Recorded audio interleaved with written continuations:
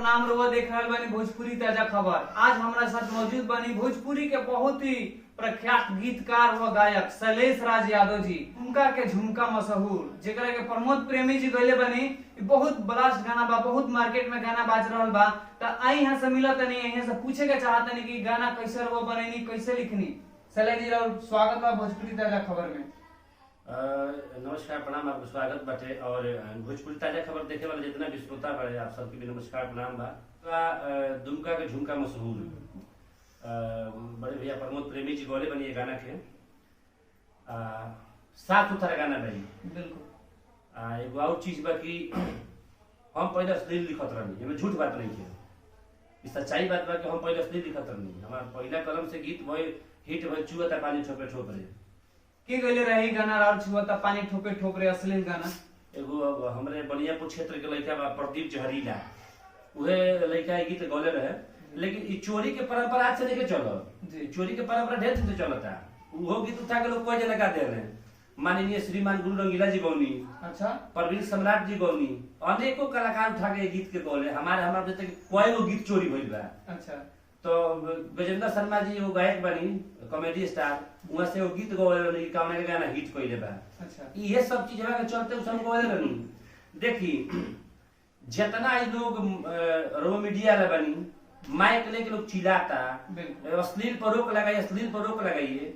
हम नीमन गीत लिखता नहीं है बेरा जी। अभी प्रमोद प्रेमी जी जितना गीत गौले बनी सब साफ सुथरा गीत गौले बनी, चाहे गुंजन भाई गौले बनी, वहाँ के साफ सुथरा सब गीत बा।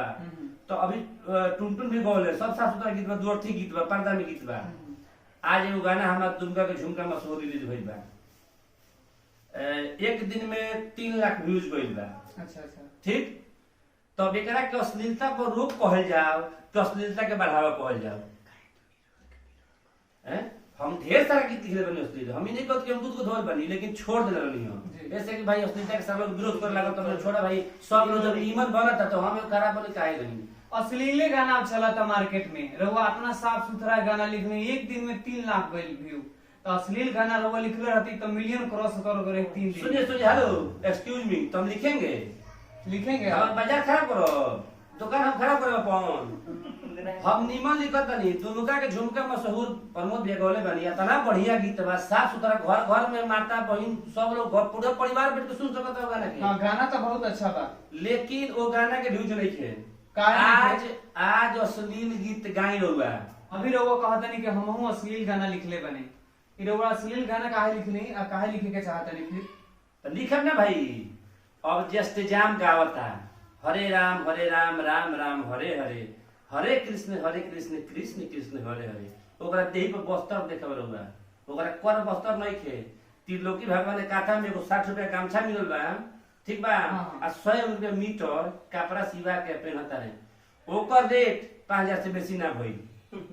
आज अश्लील गावता ओकर 10 लाख 7 लाख में साटा होता।